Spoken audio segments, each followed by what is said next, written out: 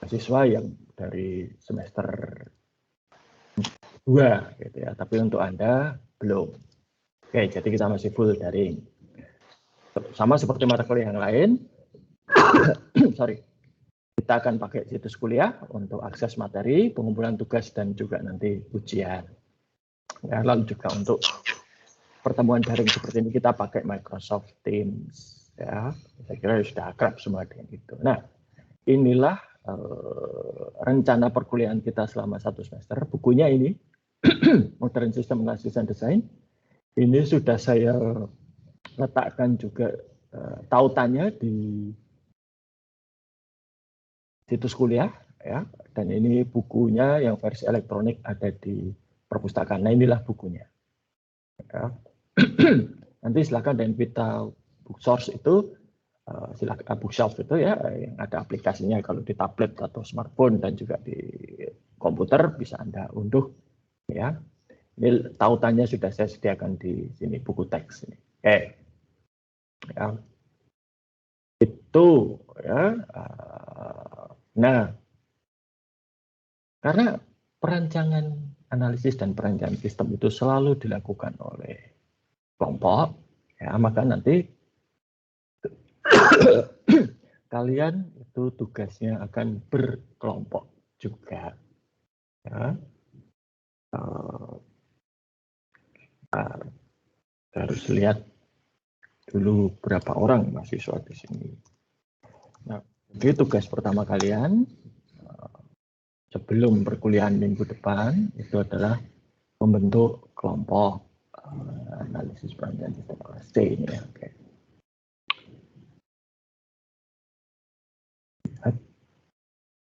Kita di sini ada 33. Nah, oke. Baik. Ada 33 mahasiswa, maka nanti silahkan membentuk kelompok minimal 3, maksimal 4. Dengan jumlah kelompok maksimal di dalam kelas ini nanti hanya akan ada maksimal 10 kelompok. Kurang dari itu nggak masalah, ya, tapi tidak bisa lebih 10 kelompok. Ya. Dan nanti penilaian itu berdasarkan tugas-tugas yang diberikan kepada kelompok. Itu bisa berupa laporan dan presentasi. Atau gabungan dari keduanya. Ada laporan dan ada presentasinya. Jadi nanti tiap kelompok bergilir, tiap pertemuan itu ketika saya sudah memberikan tugas, ya, maka pada pertemuan berikutnya meskipun itu belum dikumpulkan, ya, itu bisa jadi saya minta kelompok yang bersangkutan untuk presentasi. Ya, jadi silahkan dipersiapkan untuk itu. Ya. Nangkap ya, jadi silahkan nanti membentuk kelompok minimal 3, maksimal 4. Lalu kalau kelompok sudah terbentuk, nanti harap memberitahukan di sini. Ya, lewat new conversation ini lalu silahkan sebutkan nama dan NPM masing-masing anggota kelompok. Ya, dicantumkan di sini ya, dan itu harus sudah dikirim ke Microsoft Teams sebelum perkuliahan berikutnya. Oke, untuk pembentukan kelompok ini adakah pertanyaan?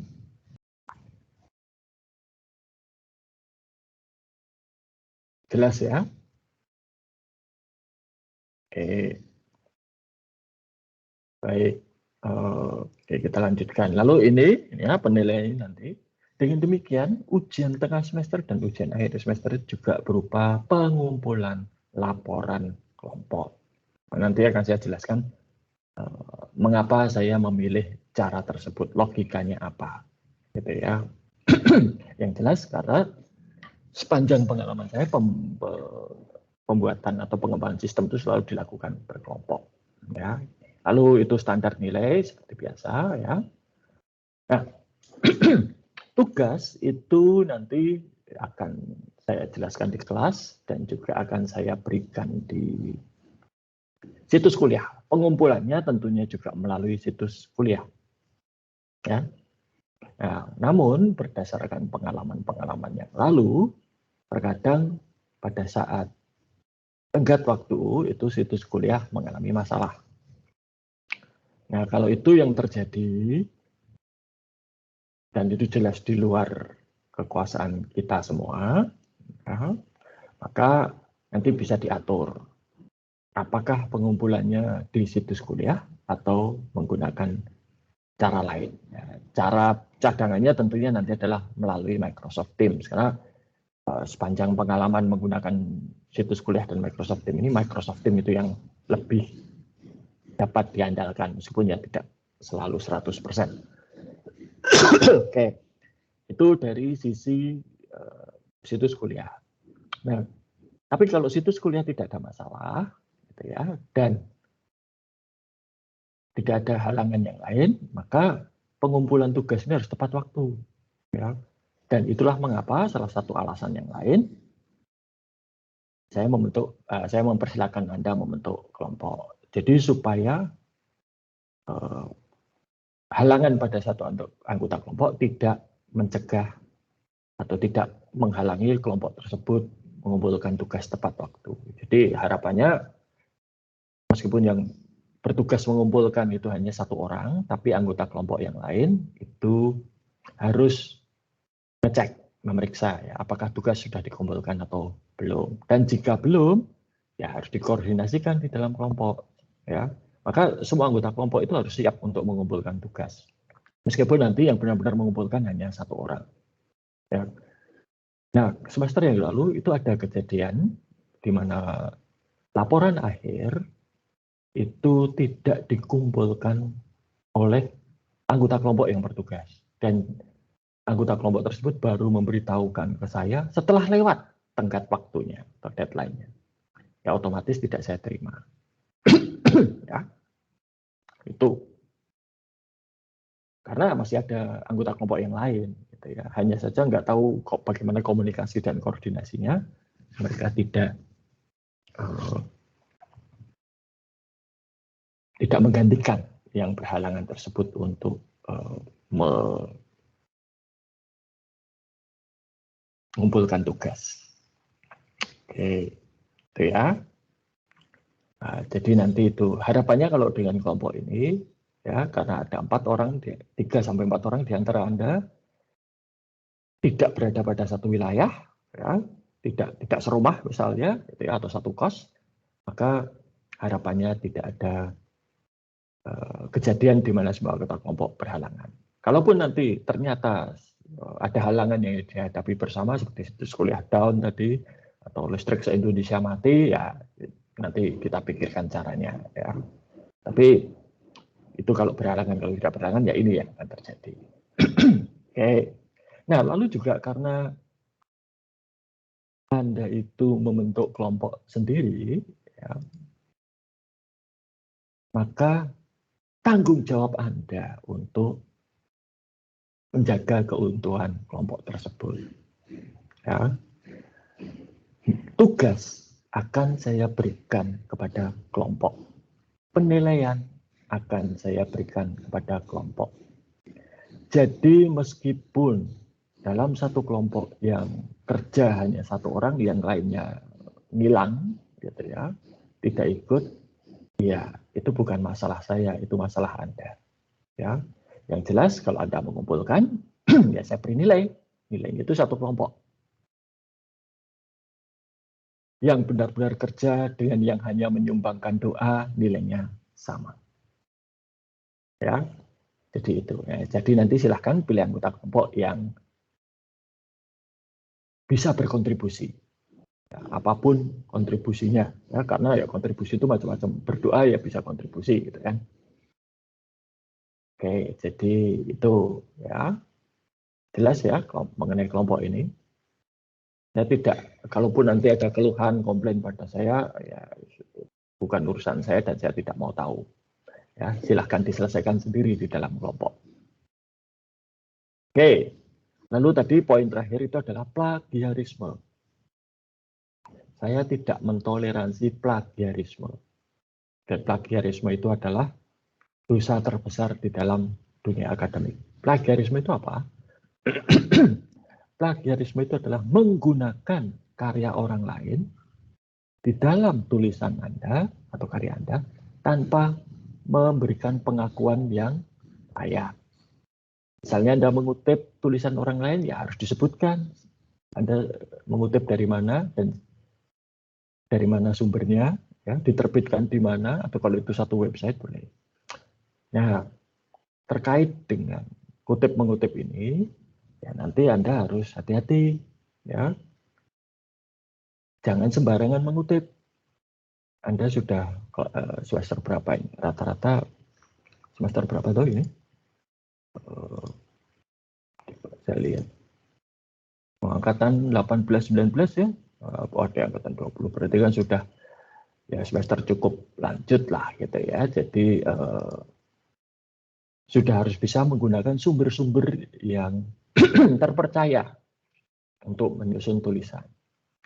Sumber yang terpercaya itu apa? Publikasi dari universitas misalnya. Publikasi dari pemerintah. Kalau blog seseorang, bahkan itu blog milik saya sekalipun, ya itu tidak bisa dianggap sebagai sumber yang terpercaya. Media massa, selama media massa itu adalah media massa yang mainstream istilahnya ya, yang resmi beredar dan punya izin, ya monggo. Kompas misalnya, gitu ya.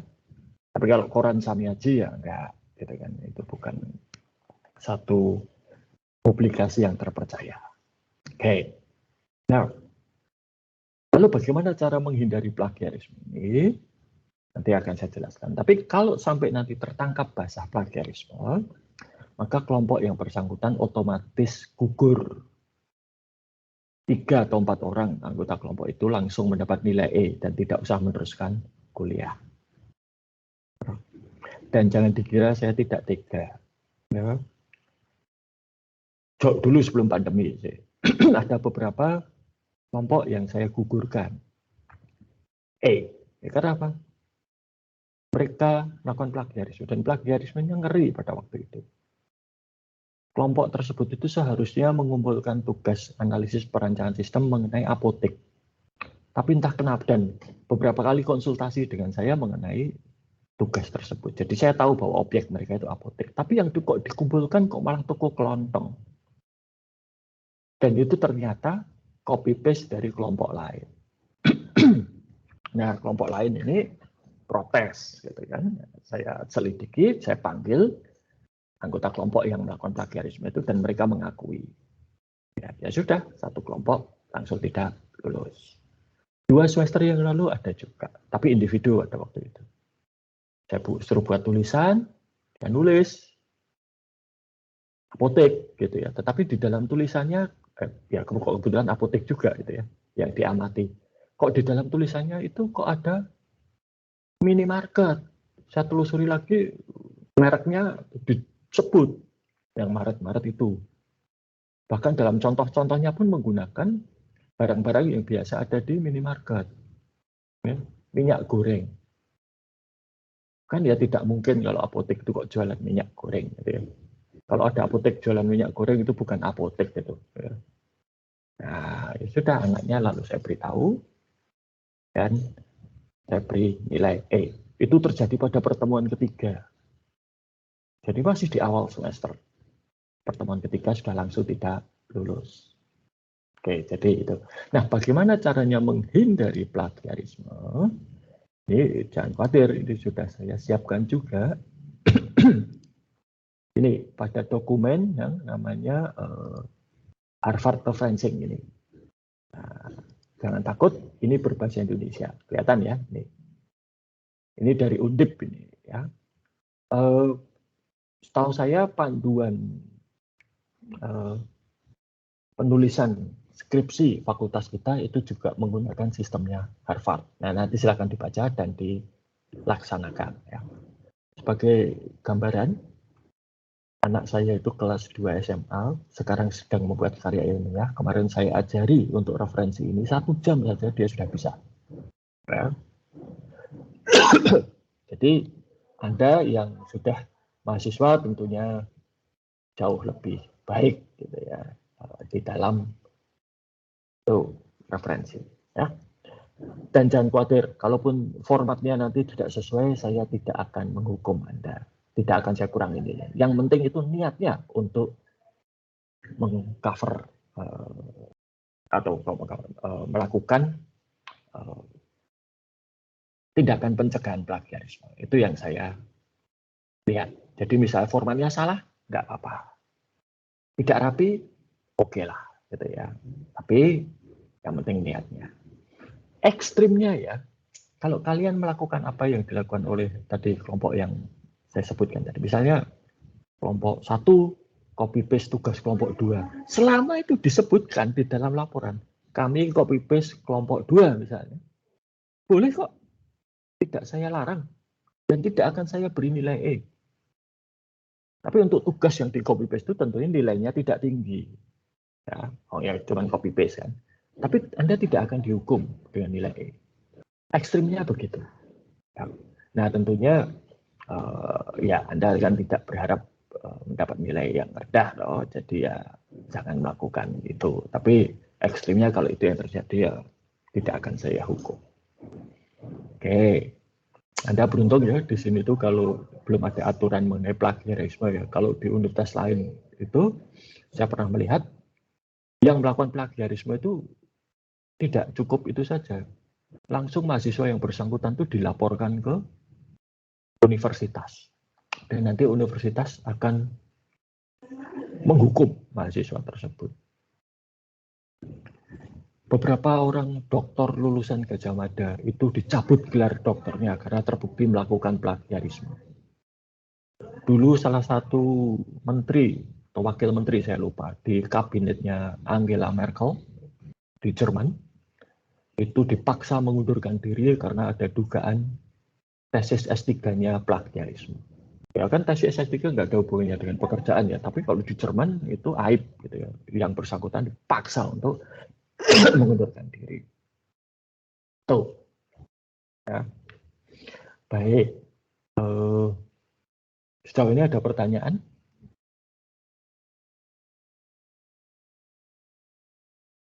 Baik, kalau tidak ada kita lanjutkan ke pembahasan berikutnya. Itu mengenai tadi masih ada ya. Oh ini,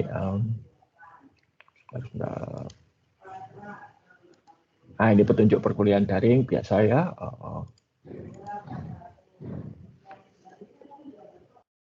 Nah, nanti perkuliahan kita itu akan berlangsung sebagian besar sinkronus. Sinkronus itu apa ya? Video call seperti ini.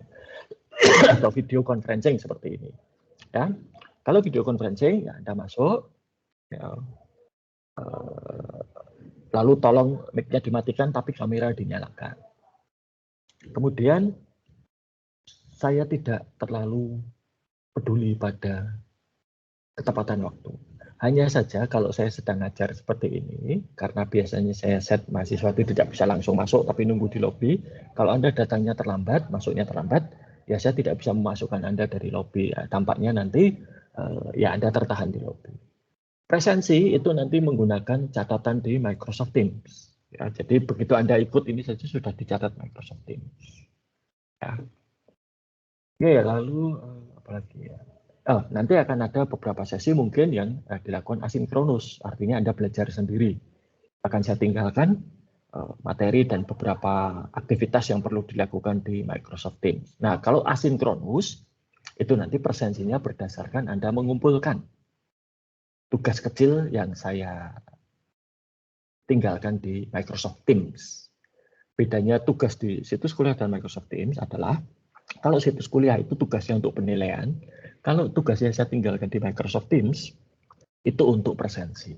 Itu ya bedanya. Lalu, semua perkuliahan itu akan direkam. Dan nanti hasil rekamannya, tanpa ada editing dari pihak saya, akan saya unggah ke YouTube. Dan nanti Anda bisa, akan saya sediakan tautan ke video YouTube tersebut, dan Anda tinggal, kalau perlu, tinggal menyaksikan atau nonton lagi ya. Tidak perlu subscribe, tidak perlu like. Ya, itu. Nah, hal-hal lain nanti akan diatur sesuai kebutuhan. Oke. Sampai di sini apakah ada pertanyaan?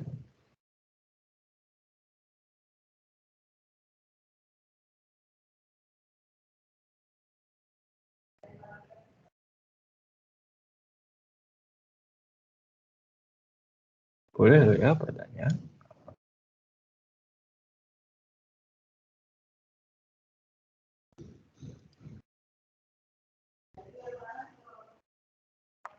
Tidak ada pertanyaan. Baik. Oke. Nah, seperti tadi sudah saya sampaikan, gitu ya. Akan ada beberapa contoh yang nanti akan saya berikan kepada Anda.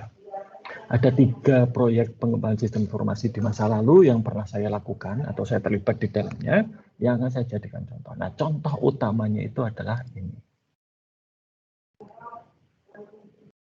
Nah, ini, salah, sorry.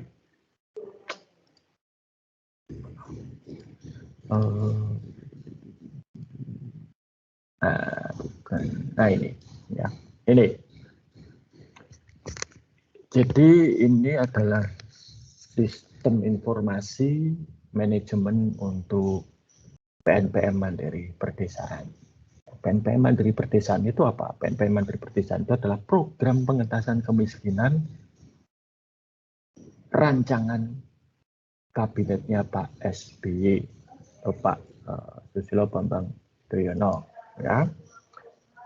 Dari PNPM Mandiri Perdesaan inilah menjadi kemudian cikal bakal yang sekarang dikenal dengan nama dana desa, di mana tiap desa dapat dana dari pemerintah untuk pengembangan desa tersebut sebesar 1 miliar. Nah, dulu PNPM Mandiri Perdesaan itu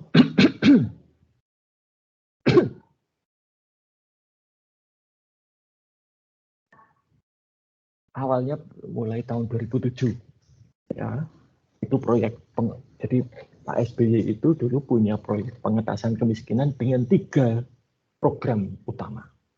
Ya. Program pertama itu adalah program yang disebut sebagai program memberi ikan, ibaratnya, bukan disebut memberi ikan, ibaratnya.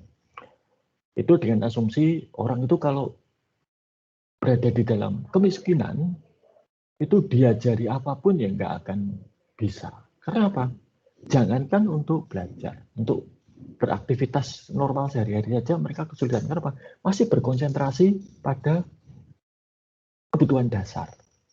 Ya, maka oleh Pak SBY dirancang supaya di jalur 1 ini kebutuhan dasarnya dipenuhi. Maka ada program Raskin, ada program dulu penambahan makanan sehat untuk anak sekolah, program untuk ibu hamil dan menyusui supaya mendapatkan perawatan kesehatan yang layak. Lalu ada dana bantuan langsung tunai itu, ya, ada macam-macam. Nah, itu program memberi ikan. Jalur kedua itu adalah kadang masyarakat miskin itu bukan karena mereka malas bekerja, bukan karena mereka tidak punya pekerjaan, tetapi memang lingkungannya. Sebagai contoh misalnya ada satu desa itu penduduknya rajin, tapi mereka miskin. Kenapa? Karena ternyata mereka tidak bisa memperoleh penghasilan yang layak. Kenapa tidak bisa? Karena hasil bumi yang mereka hasilkan itu tidak bisa dijual keluar desa tersebut. Loh, kenapa tidak bisa? Tidak ada jalan keluar masuk ke desa tersebut. Oh, maka kemudian dibangunkan jalan. Tidak ada fasilitas MCK yang layak, maka dibangunkan fasilitas MCK. Nah, ini adalah di jalur. Atau misalnya mereka tidak punya keterampilan pemasaran, diberi pelatihan keterampilan pemasaran, gitu ya. Nah, dan yang jalur ketiga itu di mana masyarakat yang sudah terpenuhi kebutuhan dasarnya, sudah punya akses ke pasar, sudah punya keterampilan, itu dibantu untuk menjadi wirausaha. Jadi, nah itu wirausaha itu yang sekarang menjadi embrio atau cikal bakal dari banyaknya sekarang bertebaran BUMDes. Nah ini, ya itu. Nah PNPM Mandiri Perdesaan itu ada di jalur 2. Ya.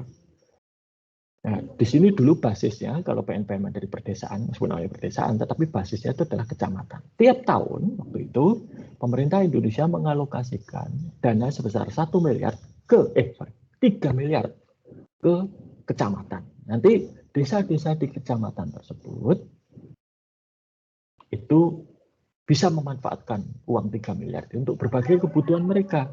Tadi misalnya membangun jalan yang bisa dilewati kendaraan besar atau roda 4 supaya bisa mengangkut hasil bumi ke pasar. Diberi pelatihan, misalnya pelatihan untuk pengolahan pasca panen. Oh, misalnya mengolah pisang menjadi makanan kecil dan lain-lain. Ya, ini. Nah, jadi ini aktivitasnya. Awalnya ini hanya menjadi percontohan, ya, yaitu dengan melibatkan 2.600 kecamatan di tahun 2007. Lalu Bank Dunia melihat program ini dan mereka terkesan, ini bagus gitu ya. Maka kemudian Bank Dunia menjanjikan bantuan kepada pemerintah Indonesia dengan syarat PNPM Mandiri Perdesaan ini diperluas untuk seluruh Indonesia. Dampaknya itu meliputi 63.000 desa. Dari yang tadinya hanya berapa desa itu? Tadinya itu 2.600 kecamatan itu nggak sampai 10.000 desa. Tiba-tiba dimekarkan menjadi 63.000 desa dan meliputi 5.000 lebih kecamatan. Ya. Ya. Di program percontohan itu sistem informasi manajemen yang digunakan itu menggunakan Microsoft Excel, Microsoft Access. Tapi begitu diperluas se-Indonesia, Microsoft Access itu nggak kuat. Dampaknya, ya pelaporannya menjadi tidak baik. Maka kemudian pemerintah Indonesia minta bantuan kepada pemerintah Australia untuk membantu. Tolong dong dibantu karena pemerintah Indonesia tidak punya dana di situ. Lalu akhirnya pemerintah Australia membantu. Mereka mencari kontraktor ya swasta yang kebetulan dapat perusahaan Indonesia, dan perusahaan ini ditugaskan untuk mengembangkan sistem. Nah, di tengah jalan terjadi perselisihan, ya bukan perselisihan sih, tapi ketidaksepakatan ya antara tim Bank Dunia dan tim dari PNPM Mandiri Perdesaan. Nah, di Indonesia itu pada waktu itu untuk PNPM Mandiri Perdesaan itu pelaksanaannya di bawah Kementerian Dalam Negeri. Lebih tepatnya di bawah Direktorat Jenderal Pemberdayaan Masyarakat Desa. Itu markasnya ada di Pasar Minggu. Nah, tim dari Dirjen PMD ini yang menangani PNPM Mandiri Perdesaan berselisih paham tidak sepakat dengan tim dari Bank Dunia, sehingga rancangan sistemnya itu macet di tengah jalan. Dan itu cukup lama berlarut-larut beberapa bulan, sampai akhirnya kemudian saya direkrut. Tugas saya itu secara resmi adalah quality assurance, penjamin mutu. Tetapi aslinya ya saya itu adalah pemadam kebakaran. Ya. Jadi saya harus mempertemukan Bank Dunia sebagai lembaga yang membiayai PNPM Mandiri Perdesaan, Direktur Jenderal PMD yang sebagai pemilik program, pemerintah Australia yang bayari sistem, dan tentunya developer yang mengembangkan sistem. Dan ternyata hasilnya lumayan. Hanya sistemnya itu berjalan, ya. Proses pengembangan sistem itu berjalan, sistemnya jadi, dan diserahkan kepada pemerintah Indonesia. Tapi tidak lama kemudian setelah diserahkan, rezim berganti. Ya, Pak SBY sudah selesai masa jabatan, digantikan oleh Pak Jokowi. Dan fokus Pak Jokowi kemudian adalah pada dana desa. Ya, maka sistem itu nggak tahu sekarang itu ada di mana. Ya, oke, ini. Ya. Jadi ini eksekutif summary, ya. Dan nanti beberapa contoh akan saya ambilkan dari sini, ya. Untuk itu baik. Nah, kemudian contoh yang berikutnya itu adalah aplikasi photographer.net. Jadi saya adalah project manager di tahun 2013. Jadi tahun 2011. Jadi 2011 2012 itu photographer.net mengeluarkan versi ketiga. Setelah 2 versi sebelumnya, saya mengeluarkan versi ketiga. Saya adalah project manajernya. Pada waktu itu, photographer.net itu adalah situs media sosial fotografi terbesar di Asia Tenggara. Anggotanya 500.000 dan tidak ada anggota yang abal-abal. Kenapa? Diverifikasi dengan identitas. Jadi anggota itu setor KTP yang masih berlaku atau paspor yang masih berlaku. Dan saya tahu kenapa, karena tugas saya salah satu itu adalah kalau sedang tidak banyak pekerjaan adalah verifikasi identitas. Jadi 500.000 orang itu semua anggota, identitasnya terverifikasi. Tidak ada akun anonim, ya, akun abal-abal tidak ada. Kemudian, sebab kalau belum terverifikasi nggak bisa ngapa-ngapain. Ya, tapi begitu sudah terverifikasi, dia bisa ikut forum diskusi, bisa mengunggah foto, komentar, dan lain sebagainya. Bahkan bisa ikut jual beli di forum jual beli fotografi. Ya. Dulu forum jual beli peralatan fotografi milik Fotografernet ini terbesar di Indonesia. Ya. Itu bahkan founder Tokopedia pun tahu. Gitu. Ya, Tokopedia belum apa-apa. Gitu. Nah, saingan terdekat Fotografer.net itu adalah di Singapura. Ya, itu anggota mereka hanya 160.000. Jadi dulu saya menangani hampir ya 500.000 anggota, foto itu ada 2 juta foto. Bayangkan. Jadi seperti itu. Nanti beberapa contoh akan juga saya ambilkan dari sana. Dan yang terakhir itu adalah proyek pada LKPP. LKPP itu adalah Lembaga Kebijakan Pengadaan Barang dan Jasa Pemerintah.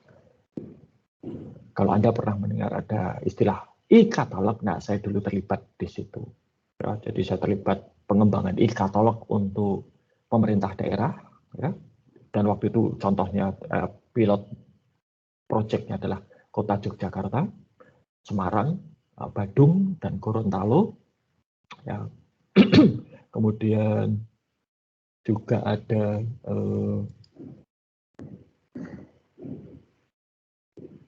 data warehouse untuk pengadaan barang dan jasa dan macam-macam. Ya, betul. Jadi nanti beberapa contoh akan juga saya ambilkan dari sana. Ya. Itu.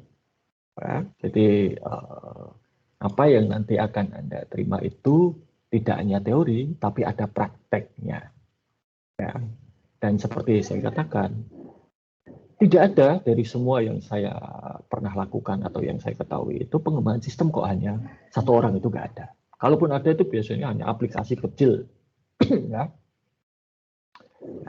yang mungkin ya tidak berdampak besar. Tapi kalau kita akan menggunakan sistem informasi untuk bisnis, ya itu harus sesuatu yang berdampak besar. Oke, nah nanti untuk tugas kelompok Anda saya minta untuk mengusulkan pembuatan suatu sistem informasi akuntansi. Ya, sistem itu macam-macam. Anda bisa saja membuat sistem untuk pengendali pertahanan udara, atau sistem untuk mendeteksi penyakit kanker, ya boleh-boleh saja. Ya, bisa. Tapi untuk mata kuliah ini saya batasi sistem yang Anda buat itu nanti harus masuk kategori sistem informasi akuntansi. Apa saja itu? Ya silakan lihat ke buku SEA. Ada 5 siklus pengolahan transaksi di sana. Siklus pendapatan, siklus pengeluaran, siklus produksi, siklus penggajian, SDM, maupun siklus pelaporan dan buku besar. Jadi silakan nanti Anda bahas di kelompok sistem apa yang akan dikembangkan. Ya. Nah, nanti pada pertemuan berikutnya ini akan saya tagih dan kelas harus bisa menjelaskan. Kelas kelompok. Ya. Sampai di sini ada pertanyaan kah?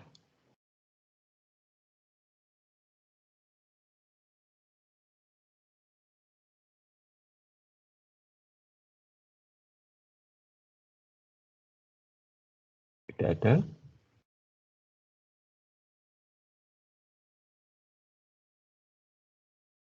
Oke, saya coba mau melihat ini.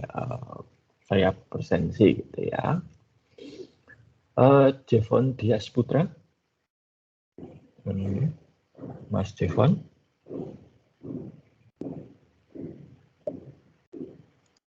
Hadir, Pak.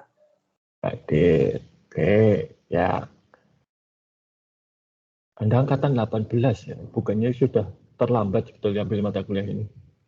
Sudah ambil sih Pak kemarin, terus ambil lagi semester ini. Oh, kenapa kok ambil lagi? Nilainya waktu itu kurang memuaskan Pak. Dengan saya bukan ya kayak. Bukan. Oh ya sudah. Karena saya kok tidak akrab dengan. Ya. Baik. Ya nanti semoga bisa lebih baik. Mbak Heidi. Oh, sorry Mas Devon. Dengan siapa kemarin dosennya? Kemarin, maaf Pak, saya agak lupa ya Pak.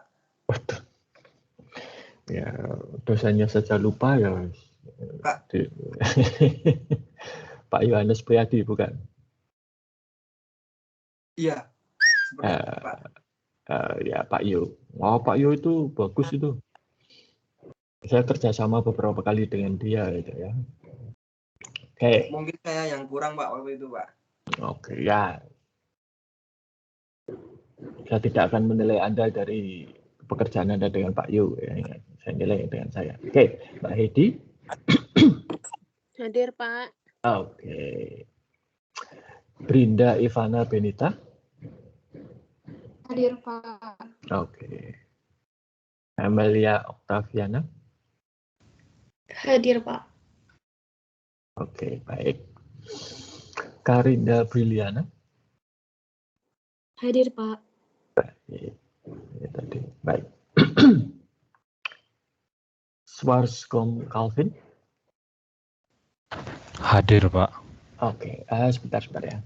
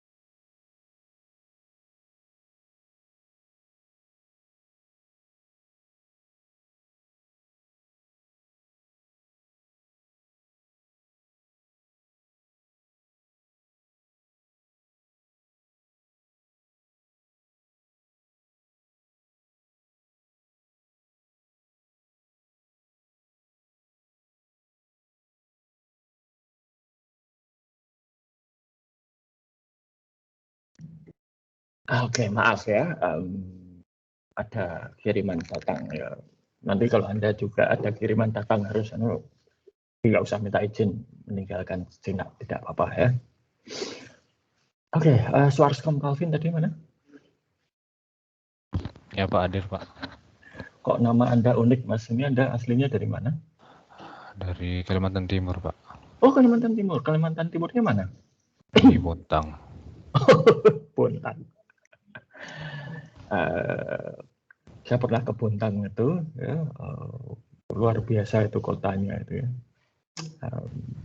Orang tua di sana? Iya, Pak. Aslinya kalau aslinya gimana? aslinya Sumatera, Pak, orang tua. Oh, aslinya Sumatera. Ya, kerja di PKT atau di Badak? Sudah ada kerja lagi, tapi sebelumnya di Indomingo. Oke. Oke, saya udah pernah berpetualang ke sana. Oke, Cecilia Ines Lintang Kusumawati. Hadir, Pak. Oke, baik. Feni Isabel Cahyaningrum. Hadir, Pak. Baik. Tabita Angelin Mendila. Hadir, Pak. Baik. Valentinus Devara Arista Putra. Valentinus. Hadir, Pak. Baik. Teresia Astrid Narwastu. Hadir, Pak. Ignatius Loya Prima Aditya Hapsara.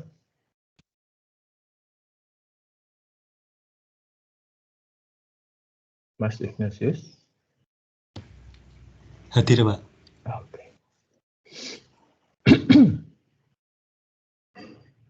Angga Sofyan di Taufik.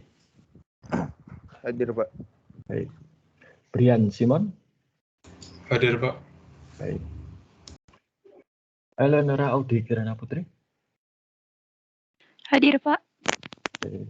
Dionysius Desa Satria Handoyo. Hadir, Pak. Putri Lestari. Hadir, Pak. Baik. Febriani Ginardi. Hadir, Pak. Baik. Yohanes Yovantris Lasa. Hadir, Pak. Oke, Anda dari mana, Mas Yohanes Yovantris? Dari Nias, Pak. Oh, Nias. Anda orang asli Nias atau bagaimana? Iya, Pak. Ini nama yang umum ya, kalau nama Lase ini. Marga, Pak. Marga ya? keluarga. Oke, ya makanya ini. Saya senang ya kalau lihat berbagai nama marga di Indonesia muncul di kelas itu menambah pengetahuan saya. Oke, makasih Mas. Janitra Pangestu Makasih juga, Pak. Prabowo. Hadir, Pak. Oke. Fulgensius Angger, Yuda. Hadir, Pak. Oke, mana ini Mas? Fulgensius, kok 6. Oke. Manuel Laurencio Brian, Antoni, Yona Huai. Hadir, Pak. Anda dari mana, Mas? Aslinya? Aslinya Ambon tapi tinggalnya di Papua. Oh, oke. Oh, Indonesia Timur ya. Iya, Pak. Jauh-jauh ke Jogja ini. Anda sekarang posisi di mana? Sekarang udah di Jogja, Pak. Oh, oke. Harus masuk atau gimana? Harus masuk ya? Enggak juga sih, Pak. Cuma Enggak, aja. enggak. Oke, oke, baik. Inosensia Tirsa Meliverta. Hadir, Pak. Baik. Vanessa Gabriela Tarigan. Hadir, Pak. Oke. Mas Anton. Hadir, Pak. Oke, ini nama Anda memang hanya Anton. Iya, Pak. Oke. Nah, ini nanti besok kalau bikin paspor agak susah, Mas. Karena dituntut 2 atau 3 nama kalau. Yang 3 nama itu mana? Oh, dulu ibu saya akan ke Arab Saudi itu untuk visa harus pakai namanya 3. Kalau orang Indonesia tuh biasanya jarang ya namanya sampai 3 gitu ya. Oke, Margareta Sumagaudia Iridani. Hadir, Pak. Oke. Ratih Skarsari. Hadir, Pak. Oke. Krishna Dharma Saputra. Mas Kris, oh tadi yang keluar masuk ini tadi ya. Oke, ya sudah. Mungkin sinyalnya tidak bagus. Yovita Ivana Andriana. Hadir, Pak. Romaldo Bebeto da Cruz. Hadir, Pak. Baik. Florentina Asyera Narmasti. Hadir, Pak. Kesia Bella. Hadir, Pak. Ini juga hanya satu kata atau salah tulis ini? Satu kata ya? Iya. Oke. Ruth Ratna Dewi Anjani. Hadir, Pak. Anda angkatan 20 tapi sudah ambil APSI ini, Pak? Iya, Pak. Oh, kenapa kok yang diambil ini? Kok tidak yang lain dulu? Tahapannya bukan ini toh, Anda itu? Bukan. Oke.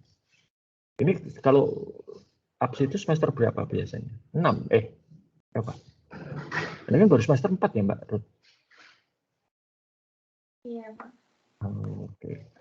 Ya nggak apa-apa, itu normal saja sih. Artinya kalau memang bisa diambil ya kenapa tidak, gitu kan. Tapi begini, satu mata kuliah itu biasanya disusun dan tahapannya itu diletakkan pada semester tertentu, itu ada pertimbangannya. Ya, jadi bukan lalu tiba-tiba penyusun mata kuliah ini bingung ini letakkan mana ya, langsung di sini aja lah gitu, yang enak gitu. Enggak seperti itu. Itu ada logikanya. Ya. Jadi mengapa APSI ini diletakkan tidak di semester 4 tapi di semester apa saya lupa terus terang. Itu ya karena supaya dalam perjalanan ini Anda sudah mendapatkan bekal beberapa mata kuliah yang nanti bisa melengkapi skill yang nanti dibutuhkan di APSI. Jadi APSI itu bukan hanya skill sistem, kan? Tapi nanti ada skill mengenai manajemen proyek dan lain sebagainya. Nah, lengkapnya itu akan kita bahas di sini. Kita lihat sekarang di slide-nya ya. Oke. Nah, saya share dulu slide-nya.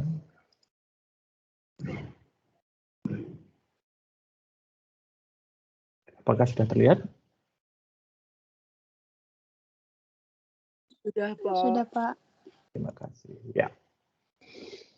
Oke, jadi mengembangkan sistem itu kompleks, ya, menantang, tapi pada saat yang sama itu juga simulating itu artinya apa ya? Memberikan kesempatan untuk suatu organisasi itu berkembang, ya, bertambah baik. Nah, kan butuh tim.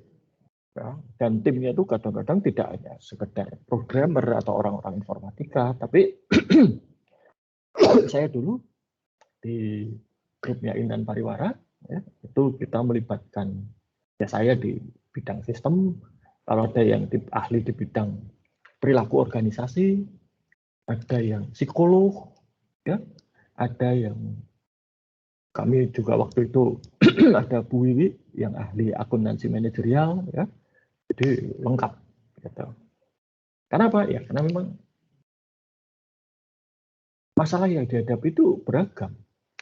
Kalau kalian kuliah, itu kan kalian hanya menghadapi per mata kuliah itu ya permasalahan-permasalahan di mata kuliah tersebut. Tapi kalau nanti kalian bekerja sebagai wirausaha atau karyawan, masalah itu semua datang bersamaan dan bercampur baur serta saling terkait. Penentuan harga pokok misalnya, itu nanti akan berpengaruh terhadap harga jual, berpengaruh terhadap segmentasi pasar, berpengaruh terhadap profitabilitas, berpengaruh terhadap apa? Pajak, ya kan? Macam-macam. Nah ini, jadi memang itu kompleks, menantang, ya menantang dalam artian yang positif, ya bukan menantang untuk ngajak berkelahi, ya. Biasanya hasil yang bisa terlihat dari satu analisa dan perencanaan itu adalah software, ya, perangkat lunak. Tapi tentunya perangkat lunak itu tidak bisa berdiri sendiri.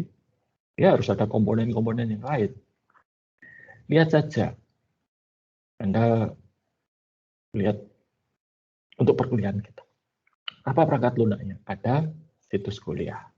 Ada Microsoft Teams. Tapi dua ini pun kan tidak bisa berdiri sendiri. Ada pendaftaran kelas, ada prosensi dan lain sebagainya. Tidak.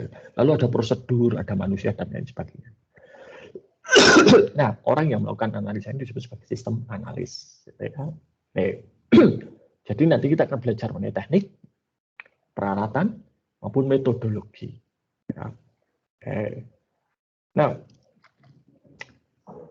analisa dan perencanaan sistem itu berevolusi. Awalnya ketika komputer mulai digunakan, itu tujuan utamanya itu adalah untuk efisiensi proses. Proses yang tadinya manual dilakukan secara terkomputerisasi supaya lebih efisien. Lalu kemudian dengan berkembangnya teknologi, maka sekarang di tahun 70 itu mulai pengembangan sistem itu lebih disiplin. Ada metodologi, ada prosedur, ada proses, gitu ya. Sampai kemudian kalau sekarang itu berorientasi pada aplikasi yang bisa diakses melalui internet dan berbagai macam. Ya, ini. Nah, tren yang belakangan terjadi adalah banyak perusahaan itu tidak lagi membuat sendiri aplikasinya, tetapi membeli. Seperti Atmajaya ini, sebagian aplikasinya beli. Contohnya apa? Microsoft Teams, Microsoft Office, itu kita beli. Bayarlah, lebih tepatnya. Ya. Tapi juga ada yang dibuat sendiri. Contohnya apa? Siagma. itu buat sendiri. Ada yang kita ambil dan modifikasi. Contohnya apa? Situs kuliah. Situs kuliah itu dari satu aplikasi yang namanya Moodle. Lalu oleh KSI, Atmajaya itu dimodifikasi dan jadilah situs kuliah seperti yang kita gunakan sehari-hari. Nah, tadi saya sudah menyebutkan ada metodologi. Maka metode lingkungan sistem yang kita gunakan itu adalah SDLC. Ya, ini metodologi yang pertama kali muncul, dirumuskan dan digunakan. Ini pertama kali secara resmi digunakan oleh pemerintah Inggris di tahun 70. Jadi pada waktu itu pemerintah Inggris setiap kali mereka mengadakan tender proyek pengembangan sistem informasi, peserta tendernya wajib menggunakan metodologi ini. Ya, ini saya yakin Anda sudah pernah mendapatkan ini di SIA dan SIM, atau mungkin juga di sistem informasi pengantar, tapi nanti akan kita telusuri lebih lanjut. Ya. Dan di dalam buku ini, inilah siklus pengembangan sistem yang digunakan. Ini ya lingkaran. Ya. Kalau gambarnya sih segi 5, tapi ini maksudnya lingkaran. Ya. Dimulai dari tahapan perencanaan. Ya, semua aktivitas bisnis itu selalu mulai dari perencanaan. Ya. Kemudian analisis, desain atau perancangan, implementasi, dan maintenance atau perawatan. Oke. Nah, dengan berjalannya waktu, ternyata SDLC ini punya banyak kelemahan. Ya, maka kemudian untuk mengatasi kelemahan itu, muncul berbagai metodologi baru yang berusaha untuk mengatasi kelemahan SDLC. Kelemahan SDLC pertama itu apa? Sistem yang dibangun itu besar. Dan kalau besar, perlu waktu yang lama, bisa minimal setahun, ya. Bahkan kadang lebih. Maka kemudian supaya cepat, gitu ya, dibagi-bagi. Nah, ini ada yang namanya evaluasi remote. Jadi pertama kali itu tidak membuat sistem itu secara keseluruhan. Ya, misalnya sistem informasi akuntansi ya nggak semua dibuat, tapi satu bagian dulu. Mana yang paling dibutuhkan? Misalnya, oh penjualan dulu, oke. Kita mulai dari perencanaan penjualan, ya, di sini. Kemudian dianalisis, desain, diimplementasikan, setelah itu dilihat bagaimana. Oh, sudah bagus. Oke, kalau sudah bagus, kita beranjak ke berikutnya. Setelah penjualan apa? Oh, pembelian. Nah, tambah. Lalu apa? Dan seterusnya. Sehingga ini seperti obat nyamuk, ya, spiral. Artinya sistem itu dimulai dari modul yang terkecil. Kalau sudah sukses, baru kemudian dikembangkan menjadi modul tambahannya. Nah, dengan demikian, kalau model evolusioner itu sistem yang dihasilkan itu kecil-kecil, tapi ada terus, gitu ya. Nah, model ini kemudian sekarang menjadi model yang dipakai oleh Facebook, Google, dan lain sebagainya. Jadi, kalau Anda lihat Facebook itu fitur-fitur yang dihasilkan kan ada fitur baru itu kecil-kecil, tapi terus-menerus, gitu ya. Oke, ini fase-fasenya nanti kita akan bahas secara khusus, ya. Lewati.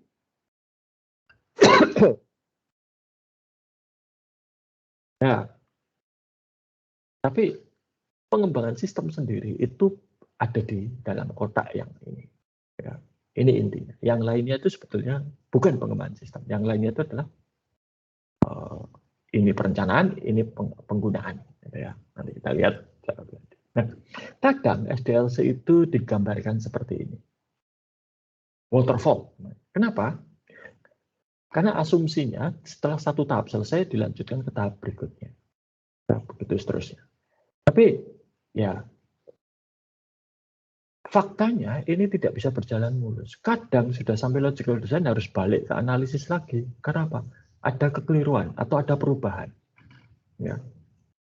Nanti sampai implementasi, oh ternyata ada yang keliru atau ada yang kurang dari perencanaan, harus balik ke perencanaan lagi. Dan itu problematik. Waterfall ini tidak fleksibel. Ya sama seperti air terjun. Air terjun kalau sudah jatuh kan nggak mungkin dinaikkan lagi. Ya mungkin sih, tapi untuk apa? Dan biayanya pasti mahal. Ya. Maka kemudian berkembang, tadi ada yang terbaru ini yang disebut sebagai agile. Agile itu fokusnya pada pengembangan sistem yang kecil-kecil. Tapi kecil-kecil ini nanti saling terintegrasi. Nah, yang repot itu biasanya pada tahapan integrasinya. Kalau pengembangan modul kecil-kecilnya itu nggak masalah. Sehingga pengembangan sistem modern itu sekarang seperti membuat Lego.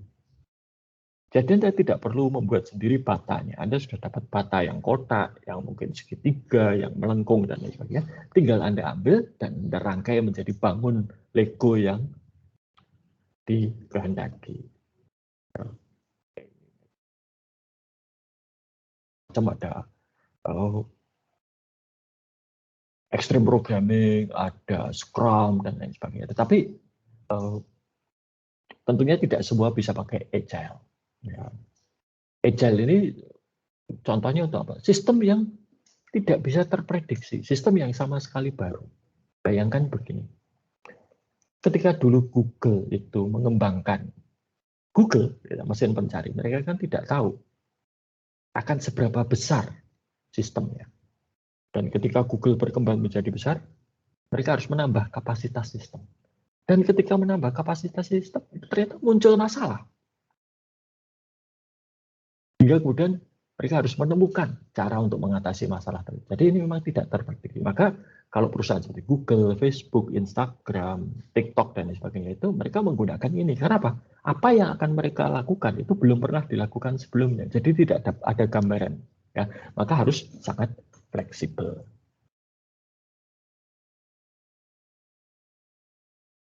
Lalu ada object oriented, analysis and design, relational unified process. Ini salah satu penemu relational unified process ini pernah tinggal dan ngajar di Atmajaya selama 1 bulan. Namanya Profesor L. Davis. Ya.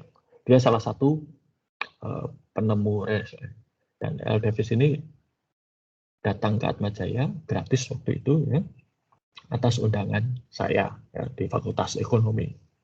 Dan orang informatika sampai kaget waktu itu bisa mengundang L. Davis. Oke, nah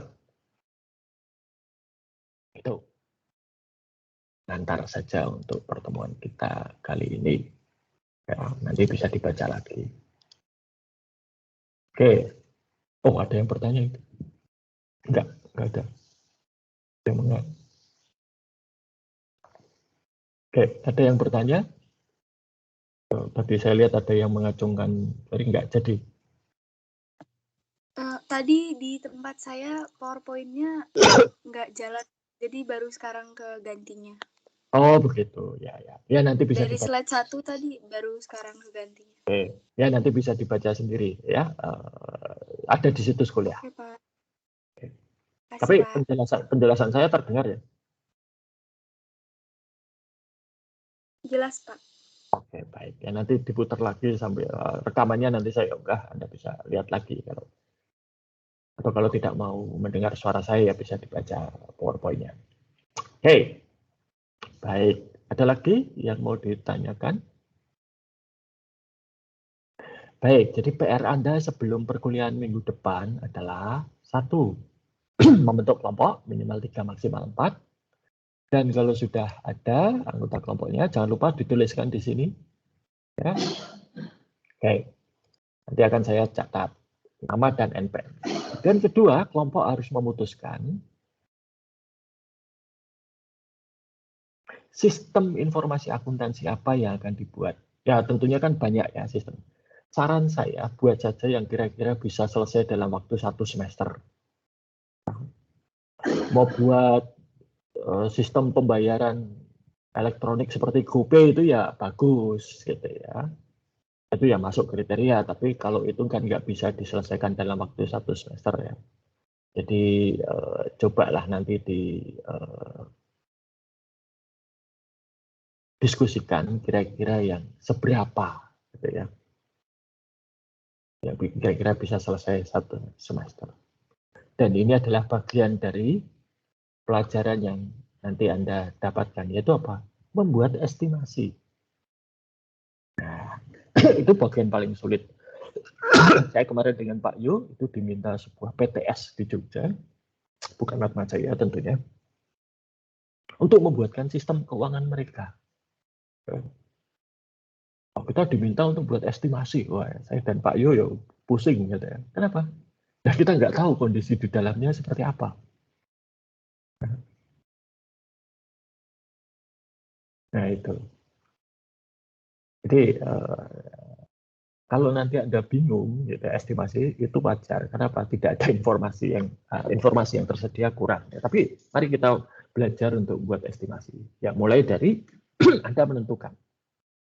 Nanti pada pertemuan selanjutnya, tiap kelompok mempresentasikan sistem informasi akuntansi apa yang akan dibuat, dan nanti akan saya berikan masukan.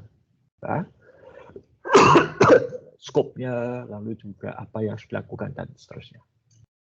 Itu ya, jadi itu.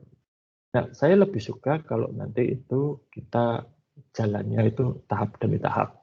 Ya. Jadi nanti saya akan rutin memberikan tugas, dan setiap pertemuan yang sinkronus akan ada jatah bagi tiap kelompok untuk presentasi.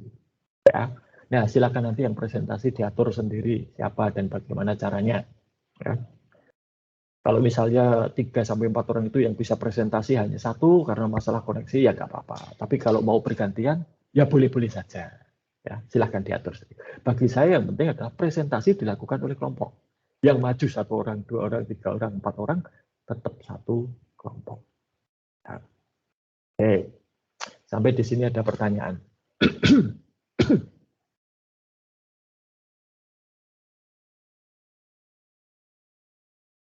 Oke, belum ada ya. Baik, kalau tidak ada, oh ya Mas. Saya izin bertanya Pak. Ya. Oh boleh. Untuk tugas, ya, untuk tugas minggu depan Bapak, format pengerjaannya itu bagaimana Pak?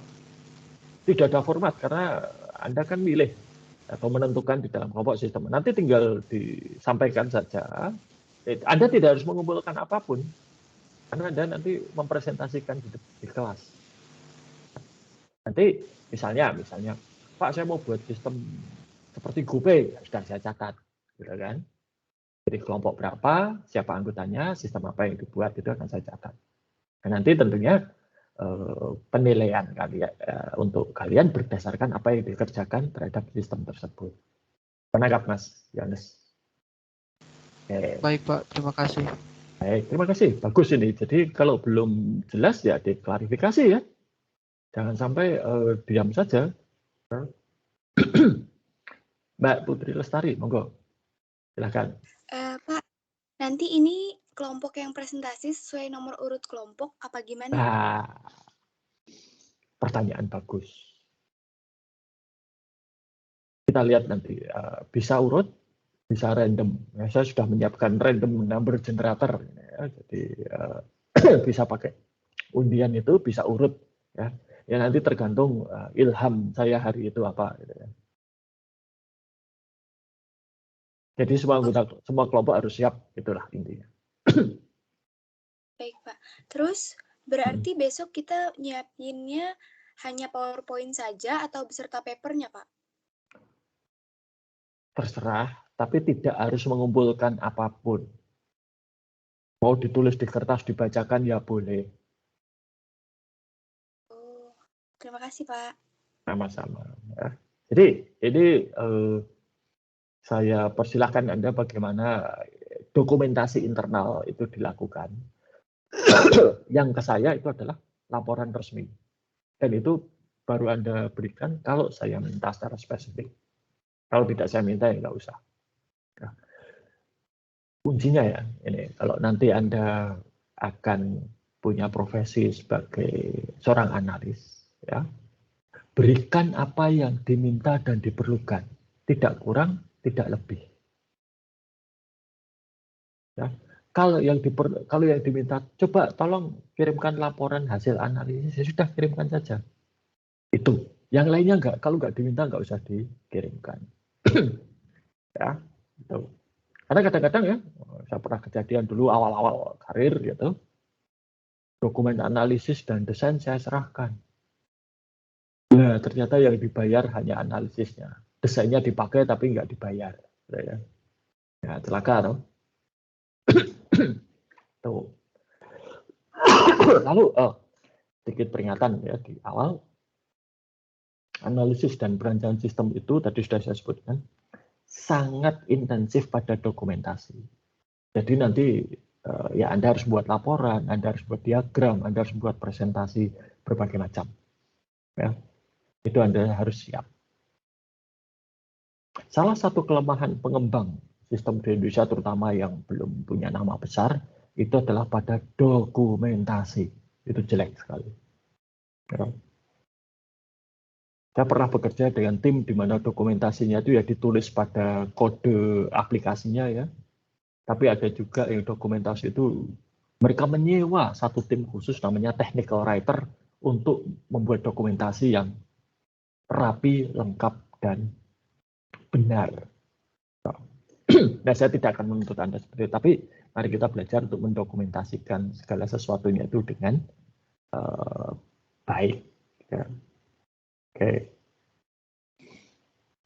Dan ya membuat sistem itu kan satu aktivitas yang abstrak. Kalau Anda membuat bangunan, kan kelihatan. Oh, gambarnya seperti ini. Anda buat rumah, ada gambarnya, Anda bisa membayangkan, oh nanti rumahnya akan seperti itu. Tapi kalau membuat sistem, coba. Anda buat data flow diagram. Apakah nanti data flow diagram itu bergerak-gerak gitu ya, jadi sistemnya? Tidak. Anda buat flowchart. Apakah nanti sistemnya seperti flowchart itu? Tidak. Abstrak sekali. Ya kan? Maka salah satu cara untuk mengetahui kemajuan pengerjaan satu sistem itu adalah dengan laporan. Para pemangku kepentingan nggak perlu tahu. Ya. Ini data flow diagram ini berapa hari bikinnya, berapa kali, nggak perlu tahu. Ya, tapi mereka ada laporan. Gitu. Baik, saya kira itu saja hari ini. Ya, sampai jumpa lagi pada pertemuan berikutnya. Tetap jaga kesehatan dan jaga kondisi. Dan selamat pagi. Selamat pagi, Pak. Terima kasih, Pak. Selamat pagi, Pak. Terima kasih, Pak. Selamat pagi. Terima kasih, Pak. Selamat pagi.